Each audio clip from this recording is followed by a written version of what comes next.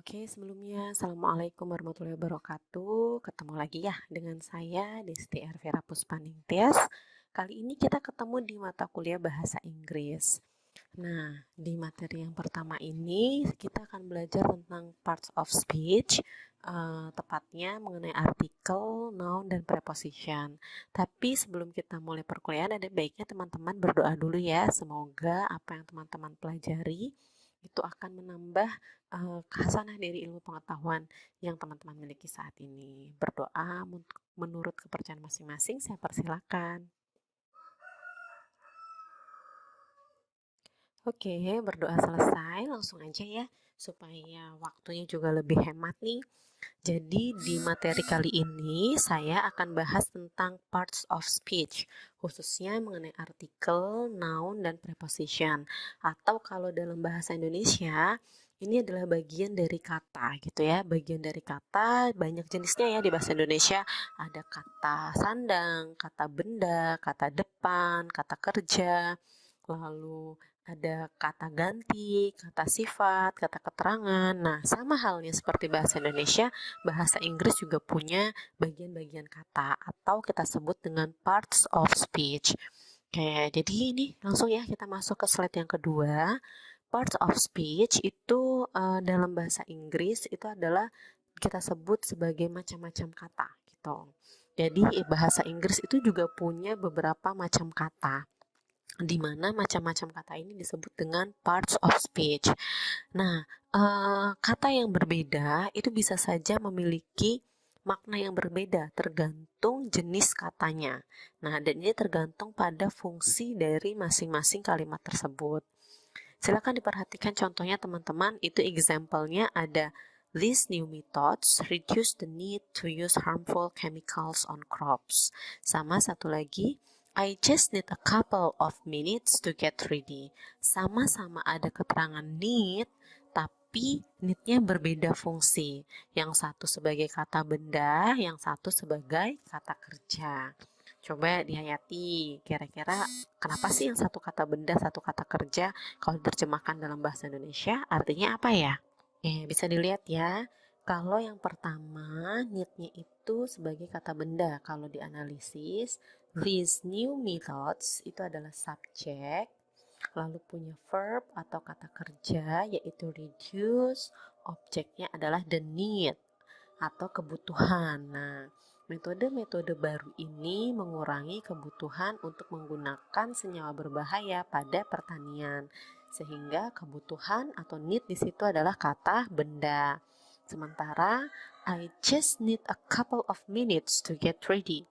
Saya hanya membutuhkan 2 menit gitu ya, atau semenit tapi dipasangkan, itu namanya 2 menit ya, untuk bersiap.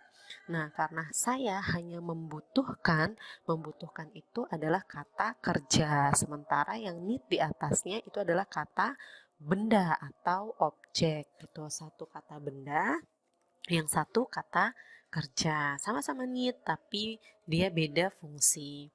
Sama halnya dengan love.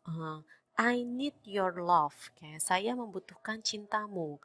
Cintamu, cintanya di sini love-nya itu menjadi kata benda. Tapi ketika saya ganti I love you, saya mencintai kamu, love-nya menjadi kata kerja. Sama-sama love, yang satu itu menjadi kata benda, yang satu adalah kata kerja. Oke, sekarang kita masuk ke slide yang ketiga. Slide yang ketiga ini menjelaskan jenis-jenis dari parts of speech. Jenis-jenisnya ada banyak ya adik-adik. Ada artikel atau dalam bahasa Indonesia disebut sebagai kata sandang. Lalu ada nouns yaitu kata benda. Lalu ada pronouns yaitu kata ganti. Lalu ada preposition atau disebut dengan kata depan. Lalu ada verbs atau kata kerja. Lalu ada adjektif, yaitu kata sifat, ada adverb, kata keterangan, lalu ada conjunction, kata hubung, dan interjection atau kata ungkapan, seperti itu. Nah, kita langsung masuk ke slide yang keempat. Kita akan bahas mengenai artikel. Artikel dalam bahasa Indonesia disebut sebagai kata sandang. Saya ulang ya. Artikel dalam bahasa Indonesia disebut sebagai kata sandang. Artikel ini itu adalah sebagai salah satu special kind of adjective. Apa sih maksudnya special kind of adjective? Special kind of adjective itu adalah suatu kata sifat yang spesial, gitu ya. Jadi dia itu adalah kata sifat yang spesial. Kata sandang itu kata sifat yang spesial. Kalau dalam bahasa Indonesia kata sandang itu contohnya adalah si, sang. Jadi misalkan ya, si singa itu, nah sinya itu adalah kata sandangnya, kata bendanya singa. Sang raja, kata bendanya raja, kata sandangnya sang. Nah, sama halnya bahasa Inggris juga seperti itu. Dan kata sandang dalam bahasa Inggris hanya ada dua, yaitu indefinite articles dan definite article. Apa maksudnya indefinite article? Indefinite article itu adalah suatu artikel yang belum pasti merujuk kepada siapa atau merujuk kepada apa. Sedangkan yang satu itu adalah definite article, artikel yang maknanya itu sudah jelas. Nah, sama arti juga si dan sang, tapi sudah jelas. Sang Raja Mataram berarti itu Raja Mataram. Nah, kalau dalam bahasa Inggris, indefinite article itu ada dan an. Jadi dalam bahasa Inggris, indefinite article ada dan an. Sedangkan definite article itu ada the. Teman-teman bisa lihat example yang di bawah. Kayak saya tulis di situ, I look a pen and the pen has unique shape. Kenapa bukan I look the pen and a pen, tapi harus I look a pen and the pen? Karena sekali lagi, dan an itu digunakan untuk kata sandang yang belum pasti. I look a pen. Saya melihat sebuah pena. Sebuah pena yang mana? Itu belum tertuju. Oh, cuma sebuah pena. Pena yang manapun bisa. Dilanjutkan, and the pen has unique shape.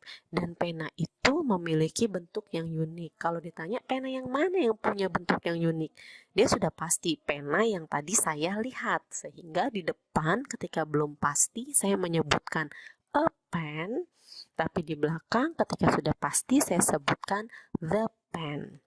Oke, itu ya untuk yang artikel. Contohnya lagi di sini, I received a check in the mail yesterday, but I don't know what the check is for. Saya menerima sebuah cek di email atau di kotak surat kemarin. Saya menerima sebuah cek di kotak surat kemarin. Sebuah cek apa? Karena belum pasti, makanya kita tulis a check. Nah, but I don't know what the check is for. Tapi saya nggak tahu cek itu untuk apa. Cek yang mana yang tidak tahu untuk apa? Itu loh cek yang diterima di kotak surat kemarin. Sehingga tulisannya menjadi but I don't know what the check is for. Bukan but I don't know what a check is for. Jadi sekali lagi ya, ketika belum pasti saya menggunakan ketika sudah pasti saya menggunakan the. Nah, kita bahas ke slide yang kelima ya. Satu persatu kita bahas. Dan en. Or en itu adalah sebuah kata sandang yang can precede only singular count nouns, yang bisa mendahului, hanya bisa mendahului kata benda yang jumlahnya tunggal. Jadi, dia hanya bisa mendahului kata benda yang jumlahnya tunggal. Misal, a book, sebuah buku. An hour, 1 jam. An apple, sebuah apel. Nah, dia nggak bisa untuk kata benda yang plural atau jamak. Plural itu contohnya books pakai S, apples pakai S. Dia nggak bisa pakai atau an. Kayak karena atau an maknanya itu adalah one alias satu. Jadi the mean of and an is one atau alias satu. Karena maknanya satu, sehingga di sini jelas bahwa atau an hanya untuk sebuah kata benda yang singular saja. A book, a pen, an apple, an avocado, bukan untuk yang a books, bukan untuk yang an avocados, an apples, bukan gitu ya. Lalu dan an, they can be used in general statement. Mereka bisa digunakan pada statement atau pernyataan umum. Atau untuk memperkenalkan subjek, to introduce subject, which has not been previously mentioned, yang mana subjeknya ini belum disebutkan sebelumnya. Jadi dia bisa untuk suatu pernyataan umum dan juga bisa untuk mengenalkan suatu subjek yang memang belum disebutkan sebelumnya. Nah, yang perlu teman-teman perhatikan di sini, itu digunakan sebelum kata-kata yang dimulai dengan konsonan sound. Jadi konsonan sound ya, suara konsonan, bukan suara vokal. Sekali lagi saya ingatkan, suara konsonan bukan suara vokal. Contohnya, book itu kan dimulai dengan suara konsonan. House itu juga suara konsonan. Nah, ada tulisannya university. Kalau secara huruf itu vokal. Tapi bacanya atau membunyikannya bukan university, melainkan university. University. University. Karena bacanya adalah pakai university, bukan university, sehingga tulisan di situ adalah e. Jadi contohnya a book, a house, dan a university. Sementara an itu digunakan sebelum kata yang dimulai dengan vowel sound. Vowel sound itu dibunyikan secara vokal. Contohnya apple, pakainya huruf A, apple. Umbrella, tulisannya hour tapi bacanya hour. Hour. Nah, karena dibacanya hour, vowel atau vokal, tulisannya akan menjadi an apple, an umbrella, an hour. Oke, gitu ya. Lalu yang paling penting lagi, they cannot be used for plural count noun and non-count noun. Oke, saya ulang ya. Jadi, they cannot be used for plural count noun and non-count noun. Maksudnya, mereka nggak bisa digunakan untuk kata benda yang jamak ataupun kata benda yang tidak bisa dihitung. Contoh yang jamak tadi kita udah bahas. Books, pens, lalu pencils itu pakainya s. Karena jamak nggak mungkin pakai a books, a pens, an apples gitu, nggak mungkin. Lalu mereka juga nggak bisa dipakai di kata yang tidak bisa dihitung. Contohnya air. Kita nggak akan pernah bisa ngitung air kan ya. Water, kan nggak bisa kita ngitung water. Gimana coba cara ngitung air? Nah, karena nggak bisa, nggak mungkin juga saya menggunakan a water. Gitu itu nggak mungkin. Jadi, dan en hanya digunakan pada yang singular count nouns atau kata benda yang dia itu bisa dihitung dan wajib jumlahnya tunggal atau singular. Oke, sambil dipahami ya, didengarkan berulang-ulang. Sekarang kita masuk ke slide ke-6 ya. Slide yang ke-6 kita akan bahas tentang the. Oke, the. The is used to indicate something that we already know about or something that is common knowledge. Jadi, the itu digunakan untuk suatu kata benda yang sudah kita tahu. Oke, untuk suatu kata benda yang sudah kita tahu atau sesuatu yang pengetahuan umum. Oke, contoh ya pengetahuan umum di situ ada the earth is round. Bumi itu bulat. Nah, karena itu umum, orang tahu bahwa bumi itu emang bulat, sehingga kita bisa menulis the earth is round. Oke. Lalu yang sudah kita ketahui sebelumnya, contohnya di sini. The boy in the corner is my friend. The boy in the corner is my friend. Maknanya jelas. Siapa my friend? Itu loh anak laki-laki, the boy. Di mana? In the corner. Itu loh anak laki-laki yang lagi di pojokan itu adalah teman saya. Nah, selain the tadi digunakan untuk kata benda yang sudah kita ketahui sebelumnya, dan itu merupakan common knowledge gitu ya, the itu bisa digunakan untuk non-count nouns atau kata benda yang tidak bisa dihitung. Jadi bisa digunakan untuk kata benda yang tidak bisa dihitung. Use the article the in specific term. Jadi kalau maknanya itu adalah spesifik, kita menggunakan artikel the. Tapi kalau maknanya itu adalah general gitu ya, kita nggak perlu menggunakan kata the. Contoh di sini, sama-sama sugar, tapi yang satu maknanya umum, yang satu spesifik. Yang umum ya, gula itu manis. Sugar is sweet. Sugar is sweet. Gula manis. Oke. Saya nggak perlu pakai the di situ. Tapi ketika maknanya spesifik atau specific term, the sugar on the table, gula yang di meja itu, gula yang mana? Spesifik di meja itu is from Yogyakarta. Jadi bisa pakai the sugar on the table is from Yogyakarta kalau dia makna spesifik. Kalau nggak spesifik langsung saja sugar is sweet. Oke, itu untuk the.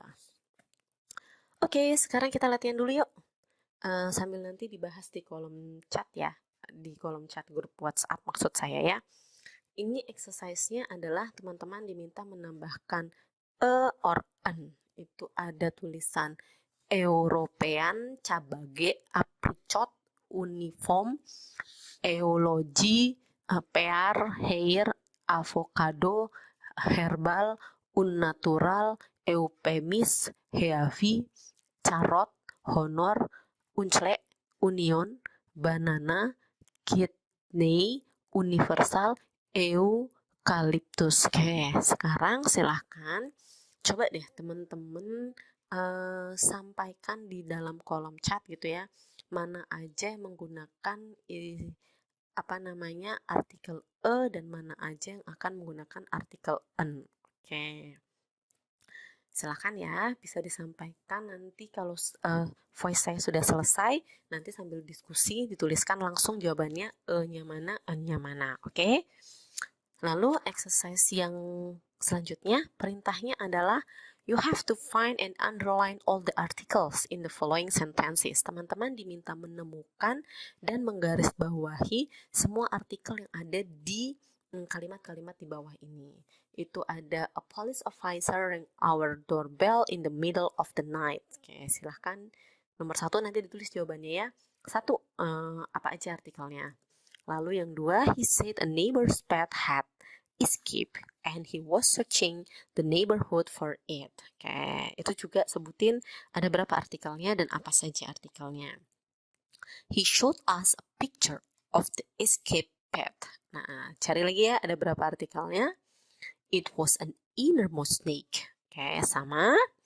We closed the front door, turned on every light in the house, and sat with our feet in the air for the rest of the night. Oke, silahkan dihitung ada berapa banyak artikelnya. Nomor 1 ada berapa dan apa, nomor 2 ada berapa dan apa, nomor 3 juga sama, ada berapa dan apa, 4, 5. Tulis dulu di kertas, nanti boleh difotokan di akhir voice note saya sudah berakhir atau di akhir pada saat kita sudah mau masuk ke sesi diskusi. Oke? Oke, kalau gitu sekarang kita masuk ke slide ke-8 ya teman-teman, yaitu tentang nouns atau kata benda. A noun atau kata benda itu merupakan suatu kata yang memang menunjuk ada bendanya gitu. Bisa dalam bentuk person, orang, bisa dalam bentuk place, tempat, thing, sesuatu, or idea. Example-nya atau contohnya ada teacher, jelas ya teacher, guru itu kata benda. Kayak bisa kita lihat, bisa kita hitung. School juga sama, kata benda bisa kita lihat, bisa kita hitung. Book itu juga bisa kita lihat dan bisa kita hitung. Color, warna juga sama ya. Life, truth, kebenaran. Nah, ini yang truth, itu adalah kata benda yang tidak bisa dihitung. Nah, ciri-ciri kata benda, teman-teman cara gampang mengidentifikasi suatu kata benda sebenarnya ada 3 cara. Oke, ada 3 cara, itu ada di slide ke-8 dan slide 9. Saya sampaikan dulu cara yang ada di slide ke-8 ya. Yang pertama, kata benda itu punya determiners. Determiners itu adalah kata tunjuk, jadi dia bisa menunjukkan kayak bahwa itu memang kata benda. Determinersnya akan berbeda, tergantung kata benda itu count, bisa dihitung, atau kata benda itu non-count, tidak bisa dihitung. Kalau yang bisa dihitung, itu jelas kalau jumlahnya itu adalah sebuah, kita pakai e dan en. Tadi ya di kata sandang yang depan atau di artikel ada e dan en. Lalu kalau dia bisa dihitung maupun tidak bisa dihitung, kita bisa pakai the. Contohnya kalau yang bisa dihitung, the apple itu bisa dihitung. Yang nggak bisa dihitung, the water, lalu the sugar. Nah, itu bisa pakai yang the. Lalu ada some dan any, artinya beberapa. Some dan any di sini ada tanda bintangnya sambil dilihat bintang yang di bawah ya. Some itu digunakan untuk affirmative sentences atau untuk kalimat-kalimat yang positif. Sementara any itu digunakan untuk kalimat negatif dan juga kalimat pertanyaan. For example ya, I have some money. I have some money. Karena itu positif, saya punya beberapa uang, makanya saya pakai some. Saya nggak punya cukup uang. I don't have any money. Jadi kalau yang negatif pakainya any. I don't have any money. I have some money. Gitu ya. Lalu ada lagi yang count dan non-count nouns sama-sama menggunakan this dan that. This dan that. Yang tintanya merah ya. This dan that. Ini dan itu. Ini dan itu bisa untuk kata benda yang bisa dihitung maupun tidak bisa dihitung. Lalu ada yang tintanya hitam, itu hanya untuk yang kata benda bisa dihitung. Bahasa Inggrisnya these, pakai Z ya, dan those. These dan those. Maknanya adalah semua ini untuk these, dan semua itu untuk those. Oke, these itu semua ini, those itu semua itu. Karena semua ini dan semua itu, dia hanya bisa digunakan untuk kata benda yang bisa dihitung. Atau dengan kata lain, with count nouns. Gitu ya. Lalu ada lagi, untuk yang tidak bisa dihitung dan bisa dihitung bisa pakai non. Non itu artinya tidak ada, tidak satu pun. None. Gitu ya, tidak satu pun. Lalu yang bisa dihitung, teman-teman bisa pakai 1, 2, 3, 4, 5, dan sebagainya. Lalu untuk count nouns, ini juga ada many dan several. Many dan several itu untuk kata benda yang bisa dihitung. Oke, many apples, many avocados, several pens, several books. Oke, tapi untuk yang tidak bisa dihitung, non-count nouns itu kita menggunakan much. Oke, much love, bukan many love. Kenapa? Karena you cannot count love. Oke. Sehingga di situ much digunakan untuk kata benda yang non-count atau tidak dihitung. Biasanya usually in negative or question. Jadi biasa dipakai di kalimat negatif atau kalimat pertanyaan. Lalu ada lagi di sini a lot of dan a couple of. A lot of itu artinya banyak. Nah, a lot of itu bisa dipakai di count nouns atau non-count nouns. Jadi bisa dipakai untuk kata benda yang bisa dihitung ataupun kata benda yang tidak bisa dihitung. Tapi kalau a couple of, karena sepasang gitu ya, a couple of, sehingga a couple of itu hanya dipakai untuk kata benda yang bisa dihitung. Lalu ada lagi a large number of, a great number of. A large number of dan a great number of, namanya number dan number, itu digunakan untuk kata benda yang bisa dihitung. Untuk kata benda yang tidak bisa dihitung, itu menggunakan a large amount of dan a great deal of. A large amount of dan a great deal of.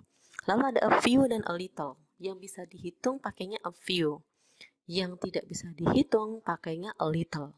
Lalu ada fewer dan less. Fewer titik-titik than sama less titik-titik than. Yang bisa dihitung kita menggunakan fewer than. Jadi fewer titik-titik than. Yang tidak bisa dihitung less titik-titik than. Makanya kalau sugar itu namanya less sugar, bukan fewer sugar, because you cannot count sugar. Lalu more than itu bisa dipakai baik untuk yang count nouns maupun yang non-count nouns. Oke, sekarang kita masuk ke slide 9 ya. Di slide 9, di sini cara mengidentifikasi apakah dia kata benda atau bukan kata benda, itu teman-teman bisa lihat akhirannya atau lihat sufiksnya gitu ya. Lihat sufiksnya atau akhirannya. Biasanya kata benda itu berakhiran ion, ity, nes, men, dan ens. Ion contohnya generation, duration, application, terus pokoknya beneran ion-ion, nutrition gitu ya, supplementation. Nah, itu namanya kata benda. Lalu ada yang berada dengan ity, flexibility, ability, inability, capability. Nah, berada dengan ity. Ness, bukan ngenes loh ya. Contohnya itu adalah happiness, sadness, brightness gitu ya, yang berkaitan dengan selalu contohnya development, government gitu, terus apalagi misalkan advertisement gitu ya, semua yang berkaitan dengan government, terus tadi advertisement. Cari lagi kata-kata lain yang kira-kira bisa berkaitan dengan itu apa. Lalu ends ada freelance, balance, imbalance gitu ya, endurance. Nah, lalu ciri yang ketiga, kapan dia sebagai noun itu bisa dilihat dari fungsinya, functionnya. Functionnya itu sebagai subjek dan atau sebagai objek. Oke. Lalu bisa juga sebagai complement. Biasanya kata benda itu ada di depan jadi subjek, atau ada di belakang jadi objek, atau bisa saja menjadi pelengkapnya atau komplemennya. Yuk, sekarang kita latihan ya. Teman-teman, saya minta untuk choose the correct determiner. Jadi memilih determiner atau kata tunjuk yang tepat itu mana. Itu ada pilihannya gitu ya. Tapi kalau di slide terlihat sudah ya langsung jawabannya ya. Oke, kalau gitu langsung kita bahas aja ya. I would like, itu adalah a little salt, kayak on my vegetable. Kenapa little? Karena memang salt tidak bisa dihitung, sehingga pakainya little. She doesn't want this water, bukan these. Karena these itu hanya dipakai untuk kata benda yang bisa dihitung. Sementara water, we cannot count water, atau kita nggak bisa menghitung air. Sehingga pilihannya adalah this. There are fewer students in this room than in the next room. Kenapa fewer students bukan less students? Because we can count students. Kita bisa menghitung jumlah siswa, sehingga jumlah siswa di sini pilihannya adalah fewer bukan less. Would you like less coffee than this? Kenapa bukan fewer tapi less? Karena coffee itu adalah tidak bisa dihitung. Karena tidak bisa dihitung, kita menggunakan kata tunjuknya adalah less, bukan fewer. Gitu ya, sampai sini masih aman? Bisa dipahami? Semoga bisa ya. Oke, sekarang kita masuk ke yang lebih menantang lagi nih. Di sini ada jenis-jenis nouns. Jenis-jenis nouns itu saya bagi menjadi kurang lebih ada 7 jenis. Tolong sambil dihayati ya. Jadi dari yang voice note ini teman-teman sambil memutar-mutar ulang gitu ya, difahami lagi nouns itu ada berapa macam. Yang pertama adalah common nouns. Common nouns itu adalah suatu kata benda yang not spesifik. Artinya dia kata benda yang tidak spesifik. Tidak spesifik karena memang belum tertuju siapa orangnya. Contohnya man, laki-laki. Siapa aja laki-laki. Tony laki-laki, Adi laki-laki, Supri laki-laki, Doni laki-laki gitu ya. Country, negara. Indonesia itu negara, Holland itu ya negara, Germany itu negara, Europe itu negara gitu. Semua bisa jadi negara. Statue atau patung. Semua juga bisa jadi patung. Jadi dia masuk yang kategori common noun atau kata benda yang umum. Lalu yang dua itu adalah proper noun. Proper noun itu adalah kata benda yang spesifik atau tertuju pada sesuatu hal yang pasti. Nah, untuk proper noun biasanya ini jenis-jenisnya adalah jenis-jenis nama pada orang-orang tertentu gitu ya. Jadi nama-nama orang udah punya nama pasti, tempat pasti, sesuatu yang pasti. Dan ciri-ciri dari proper nouns itu biasanya diawali dengan huruf kapital. Oke, ciri-ciri proper nouns itu diawali dengan huruf kapital. Jadi dimulai dengan capital letters. Contoh kalau yang tadi man itu nggak spesifik, tapi begitu saya bilang Tom Cruise itu spesifik. Sehingga Tomnya pakai huruf besar untuk T, Cruise-nya pakai huruf besar untuk C. Lalu country itu nggak spesifik, tapi begitu menjadi Indonesia itu jelas spesifik, dia proper nouns. Oke. Lalu statue, patung itu juga nggak spesifik, tapi begitu bilang patung Jenderal Sudirman, Statue of Sudirman, statue-nya besar, Sudirmannya besar. Oke, S yang depan ya maksud saya. Lalu kata benda yang ketiga di sini ada gerund. Gerund itu adalah kata benda yang dia itu sebenarnya berasal dari suatu kata kerja tapi kita tambahin ing. Tapi dia tidak menjadi kata kerja, tidak menjadi kata sifat, melainkan dia menjadi kata benda. Contoh, berenang adalah hobi saya. Berenang itu swim. sehingga gerundnya swimming. Swimming is my hobby. Saya menikmati memasak. Kayak memasak itu cook, tapi karena dia menjadi kata benda disebut cooking. Tadi karena berenang jadi kata benda bukan swim, melainkan swimming. Karena kalau swim itu nanti jadinya kata kerja. Nah, swimming is my hobby. Subjeknya swimming, sehingga swimming adalah kata benda dalam bentuk gerund. I enjoy cooking. Subjeknya I, kata kerjanya enjoy, objeknya cooking. Nah, karena tadi kata benda bisa menempati posisi sebagai subjek dan juga sebagai objek, di sini cooking itu adalah objek yang dia dalam bentuk gerund atau kata benda dalam bentuk gerund. Oke, kita masuk ke kata benda yang kedua. Ada count nouns dan ada non-count nouns. Jadi ada kata benda yang bisa dihitung sama ada kata benda yang tidak bisa dihitung. Oke, di sini ada count nouns dan non-count nouns. Kita pahami bersama ya, apa itu count nouns dan apa itu non-count nouns. Nah, untuk count nouns itu adalah suatu kata benda you can count yang bisa kalian hitung. Namanya bisa dihitung, it can be singular or plural. Bisa dalam bentuk benda tunggal atau dalam bentuk benda yang jamak. Nah, dia may be preceded by a or an in the singular. Mungkin kalau di kata benda yang singular atau tunggal, dia bisa saja didahului oleh a ataupun oleh an. Contohnya, a banana, an apple. Tapi kalau dia dalam bentuk plural, biasanya ditambahin s or es. Contoh, di sini, some apples, tambahin s ya, some bananas, 2 apples, 2 bananas, seperti itu. Lalu ada non-count nouns atau kata benda yang tidak bisa dihitung. Apa sih maksud kata benda yang tidak bisa dihitung?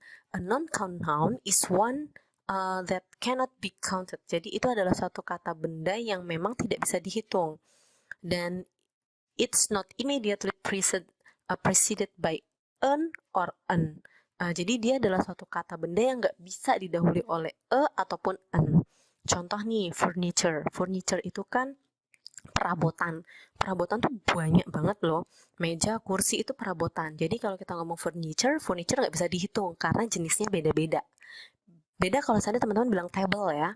Kalau table bisa dihitung. 1 table, 2 tables, 3 tables, 4 tables. Beda lagi dengan chair. 1 chair, 2 chairs, 3 chairs, 4 chairs. Tapi kalau furniture, dia nggak bisa dihitung. Karena furniture itu ada tables iya, ada chair iya, ada desk juga iya gitu ya. Jadi nggak bisa dihitung. Lalu food, makanan itu juga kalau makanannya itu dalam bentuk berbeda-beda itu juga nggak bisa dihitung. Equipment, peralatan nggak bisa dihitung. Garbage, junk itu juga nggak bisa. Meal, money, terus scenery atau pemandangan, traffic, lalu lintas itu juga nggak bisa dihitung. Dan dia untuk non-count noun has no plural form, nggak punya bentuk jamaknya. Jadi jangan sampai untuk kata-kata ini kalian tambahin s or es. Contoh, foods gitu nggak bisa. Jewelry itu perhiasan juga nggak bisa. Karena perhiasan banyak macamnya. Ada cincin gitu ya, ada kalung, ada gelang, itu nggak bisa. Some sugar, some sugar, bukan some sugars gitu ya. Lalu misalkan waternya itu nggak boleh tambahin s, tapi yang ditambahin s or es itu bentuk atau penampung waternya. Contohnya di sini ada glass, berarti 2 glasses of water. 2 glasses of water, 2 gelas air, bukan 2 glass of water, tapi 2 glasses of water. Lalu a lot of bread, karena bread atau roti itu nggak bisa dihitung, gitu ya. Lalu ada many non-count nouns are abstraction. Jadi ada beberapa kata benda yang tidak bisa dihitung itu sifatnya adalah abstrak. Contoh luck, keberuntungan, itu abstrak, gak terlihat. Confidence, education, happiness, truth, wealth, advice, information, evidence, proof, time, work, itu juga abstrak, gak bisa kita lihat bentuknya. Lalu bentuk non-count nouns itu adalah fenomena alam. Biasanya ini dalam bentuk non-count. Contohnya sunshine, sinar matahari. You cannot count sunshine, gak bisa ngitung sinar matahari. Weather, fog, heat, humidity, rain, wind dan gravity. Nah, itu nggak bisa dihitung. Oke, kita lanjut ke slide 12 ya. Untuk yang slide 12 di sini ada regular plural nouns dan irregular plural nouns. Hati-hati ya. Ini kata benda yang jamak, tapi bentuknya ada yang beraturan dan bentuknya ada yang tidak beraturan. Yang bentuknya beraturan gitu ya, the plural of most nouns is formed by adding final s. Jadi ditambahin s atau ditambahin is gitu ya, atau ditambahin misalkan di situ diganti dari ve menjadi ves gitu ya, beneran o jadi es gitu. Nah, contohnya kayak song gitu, beneran langsung songs. Box menjadi boxes, itu yang tambahan es biasa ditambahin untuk kata-kata yang di belakangnya ada sh, ch, s, z gitu ya, sama x. Box itu beneran x, sehingga tambahannya bukan box boxs tapi boxes, boxes.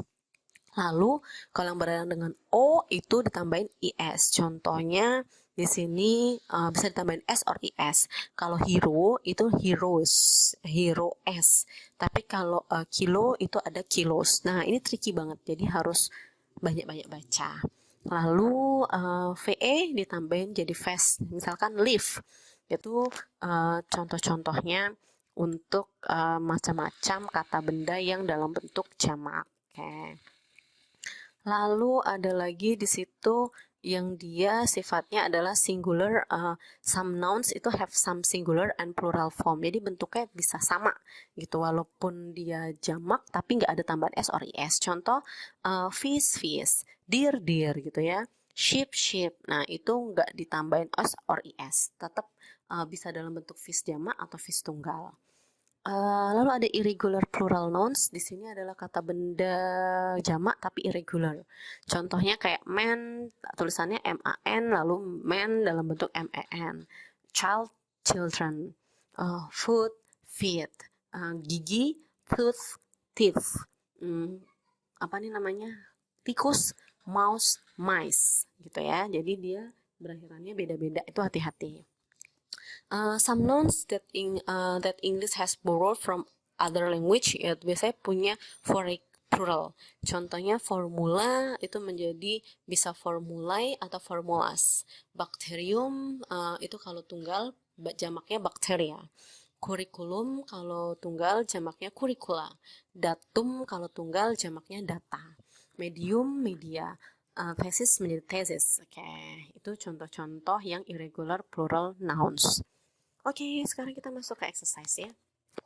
Ini nanti silakan ya teman-teman jawab di kertas, terus nanti tunjukkan di akhir jawaban teman-teman benar atau salah. Perintahnya yang exercise pertama, temukan kata benda yang ada di kalimat-kalimat di bawah ini.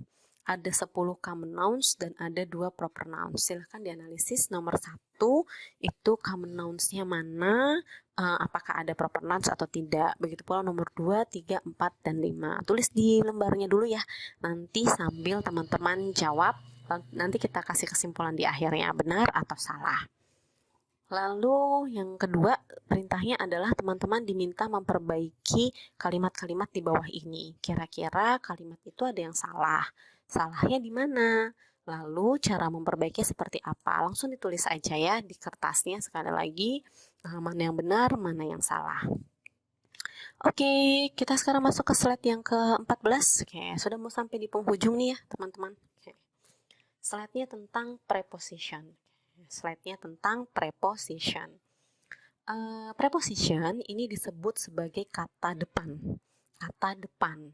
Oke, karena memang dia biasanya posisinya ada di depan, makanya disebut sebagai kata depan. Preposition itu bisa menunjukkan hubungan, baik itu hubungan direction, arah, hubungan time, waktu, hubungan location, lokasi, atau ownership, kepemilikan. Tipe dari preposition di sini ada yang one word, satu kata, ada two words, dua kata, dan ada three words atau tiga kata. Jadi katanya ada 1, 2, dan 3. Apa aja sih preposition yang one word? Teman-teman bisa lihat di slide nomor 15. Oke, preposition yang one word itu ada apa aja? Yang one word itu ada about, above, across, after, against, dan dibaca sampai selesai ya. Itu satu, misalkan about you. Nah, prepositionnya adalah about. Object of prepositionnya adalah you. Into the water, misalkan. In the room, gitu ya. Misalkan lagi, under the rain. Nah, until tomorrow, gitu ya. Without you, nah dan sebagainya. Itu yang satu kata. Lalu ada preposisi yang dia dua kata dan tiga kata. Yang dua kata ya memang diikuti dengan kata selanjutnya. Misalkan according to, along with, because of, due to, except for, instead of, gitu ya. Lalu ada near to dan out of. Oke. Cari artinya dalam bahasa Indonesia apa ya? Pakai kamusnya lalu dicari artinya apa. Karena teman-teman harus banyak kenalan dan harus banyak baca kamus. Jadi makanya saya sarankan lihat di kamus itu artinya apa. Lalu untuk yang three words itu contohnya ada as well as, lalu ada in addition to, in back of, in front of, dan ada in spite of. Oke, sekali lagi cari artinya apa. Nah, saya mau menekankan di sini nih, pattern dari preposition atau pola dari preposition itu ada di slide ke-17 dan slide ke-18. Nah, ini biasanya sering keluar di ujian saya, jadi harus benar-benar paham gitu ya pattern prepositionnya. Patternnya ada 3. Yang pertama, preposisi di depan lalu diikuti kata benda. Oke, atau diikuti noun phrase. Sehingga sebutannya kita sebut sebagai prepositional phrase gitu ya. Lalu ada yang bentuk kedua itu kata kerja ditambah preposisi atau kita sebut dengan phrasal verbs gitu ya. Lalu ada adjective plus preposition. Kita masuk yang pertama dulu, preposition plus noun. Ini contohnya, the library is on this floor. Mana prepositionnya? On. This floor itu adalah noun phrase. Contohnya lagi, it is unusual to see a person with green eyes. Ini prepositionnya adalah with dengan noun phrase-nya green eyes. Yang pertama, perpustakaan itu ada di lantai ini. Yang kedua, hal yang nggak biasa ya untuk melihat seseorang dengan mata hijau gitu. Jadi bola matanya hijau maksudnya ya. Bukan mata hijau duitan loh ya. Terus yang verb preposition ini contohnya membentuk kata kerja dan makna kata kerjanya itu khusus. Contoh, look up, melihat ke atas gitu ya. Look out, look down, look forward to, look after maknanya merawat gitu ya. Look for maknanya mencari. Lalu ada adjective plus preposition. Oke. Untuk yang adjective plus preposition di sini ada good at. Good itu adalah adjective, prepositionnya at. Happy about, happy itu adjective, prepositionnya about. Tired of itu adjective, prepositionnya of. Interested in, married to juga sama ya, adjective duluan lalu preposisi. Nah, ini yang sering keluar yang di slide 18. Hati-hati dengan perbedaan preposisi, infinitif, dan subordinator. Sekarang saya bahas dulu yang perbedaan preposisi dengan infinitif ya. Sama-sama ada tulisan to di situ, teman-teman lihat ya. Ada to the supermarket dan ada to buy. Yang satu adalah preposisi, yang satu adalah infinitif. Dia disebut preposisi kalau di belakangnya dia diikuti oleh kata benda. Dia disebut infinitif kalau belakangnya dia diikuti oleh kata kerja. Contoh di situ, we went to the supermarket. We went to the supermarket. To itu adalah preposisi, the supermarket itu adalah kata benda. Sehingga to yang di depan supermarket itu berperan sebagai preposisi. Sementara yang belakang to buy, karena buy itu adalah kata kerja, to-nya itu adalah infinitif. Jadi sama-sama tulisannya to, maknanya itu berbeda. Oke. Kalau to yang depan itu maknanya ke, to yang belakang maknanya untuk. Kita pergi ke supermarket untuk membeli beberapa buah. To yang depan adalah preposition, to yang belakang adalah infinitif. Lalu sama-sama tulisannya after, tapi yang satu itu adalah preposition, yang satu adalah subordinator. Tadi kalau preposition itu kata depan, subordinator itu kata hubung. Yang nomor 2, we went shopping after we ate lunch. Yang ketiga, we went shopping after lunch. Itu berbeda. Kalau yang kedua, itu artinya after-nya itu adalah subordinator. Sedangkan yang ketiga, after-nya itu adalah preposition. Kenapa bisa begitu? Karena kalau setelah preposition itu diikuti dengan noun.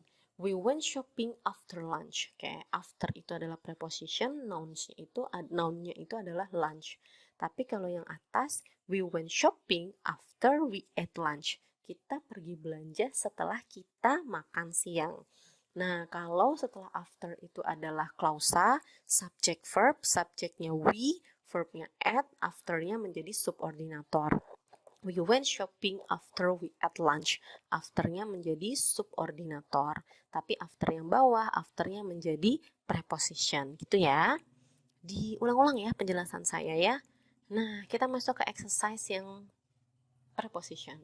Perintahnya adalah find and underline. Temukan dan garis bawahi 12 preposisi di kalimat-kalimat di bawah ini. I usually buy a parking permit for my car before the first day of school. Ada yang satu kata mungkin, ada yang dua kata mungkin. Hati-hati ya. Yang kedua, unfortunately, I was so busy that I forgot to buy one at the beginning of the semester. Hati-hati, ada to, tapi ada to yang sebagai infinitif, ada yang dia sebagai preposition. Lalu yang ketiga, on the first day of school, I walked out of the building after class and saw a police officer standing next to my car. Yang keempat, she was putting a ticket on the glass under the windshield wipers. Oke, silakan dianalisis ya mana preposisinya. Oke, mungkin itu dari saya. Kalau pekerjaannya yang untuk yang artikel, noun dan preposisinya udah selesai, boleh dikirimkan di kolom chat WA ya.